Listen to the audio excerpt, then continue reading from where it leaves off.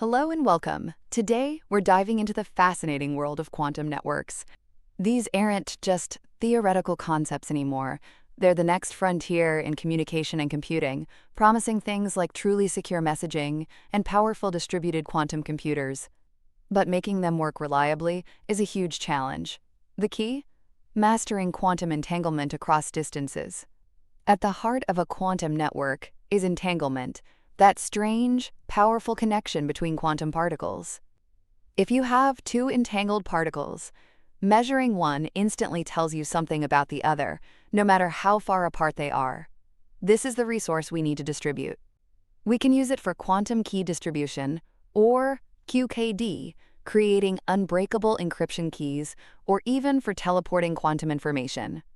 Sending these delicate entangled particles directly through fibers or air doesn't work well over long distances. They lose their signal, or their quantum state degrades, something called decoherence. This is where quantum repeaters come in. Instead of one long link, we create shorter segments of entanglement and then use repeaters to link them up using a technique called entanglement swapping. This lets us extend entanglement between nodes that never directly interact, paving the way for larger networks. But just swapping isn't enough. Real-world entanglement isn't perfect. It's often noisy. We need protocols to fix this. Entanglement purification, or distillation, takes several low-quality entangled pairs and combines them to produce one high-quality pair. Then there's quantum error correction, or QEC. Just like classical networks fix errors, QEC protects quantum information, or qubits, from noise and mistakes during transmission or storage. As networks grow, perfect timing becomes impossible, so asynchronous protocols are being developed. These let network nodes operate more independently, making the network more flexible and efficient. Other advanced protocols are looking at optimizing how entanglement is shared, especially when the network is busy. The network's design is also critical. Quantum repeaters are the workhorses, not just swapping entanglement, but eventually storing qubits in quantum memories and performing error correction. We're likely looking at hybrid networks, combining ground-based fiber links with satellite connections for global reach. These quantum channels will run alongside classical ones for control, requiring careful integration.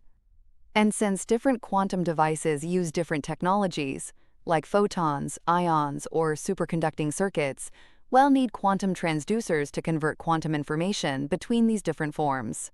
Encouragingly, hardware is becoming more practical, with smaller, rack-mountable devices appearing. Sophisticated network management software is also crucial to control everything. The main enemies are still decoherence and signal loss. Better repeaters, error correction, and purification are the weapons here. Environmental noise, like vibrations or temperature changes, can also mess with the quantum states. Researchers are developing active stabilization techniques, like automatically compensating for polarization shifts in fibers and physically shielding the equipment. Scalability is another challenge. Managing requests and routing entanglement efficiently in large networks requires smart protocols. And while entanglement helps security, we still need to guard against bad actors within the network itself. Building large-scale, stable quantum networks is a marathon, not a sprint.